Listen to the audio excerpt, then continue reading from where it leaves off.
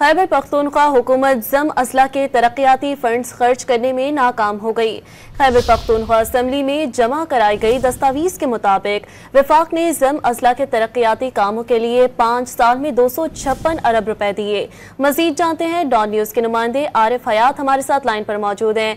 आरिफ, बताइएगा, इस रिपोर्ट पर KPK हुकूमत की जानिब से कोई मौक़िफ़ सामने आया है? मजीद क्या तफसीलात हैं?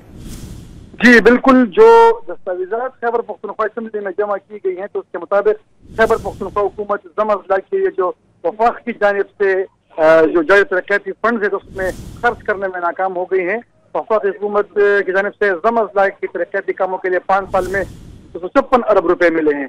इस तरह 5 साल के दौरान सूबाई हुकूमत ने 218 अरब 96 करोड़ रुपए खर्च किए हुए। जो गैर तरक्याती बजट है जिसमें तनख्वाहें हैं और दीगर एक्सपेंडिचर हैं तो उसमें सूबाई हुकूमत ने 60 अरब रुपए जायद खर्च किए हुए हैं। यानी सूबाई हुकूमत को वफाक की जानिब से 330 अरब रुपए मिले थे, लेकिन सूबाई हुकूमत ने 391 अरब रुपए जो है तो वो खर्च किए हुए। इस तरह गुज़श्ता माली साल के दौरान अगर हम देखें तो सूबाई हुकूमत ने तरक्याती बजट में जम अजला में 26 अरब रुपए और रवा माली साल में 7 अरब रुपए इजाफी खर्च किए हुए हैं। जी, तफसीलात से आप आगाह कर रहे थे आरिफ, शुक्रिया।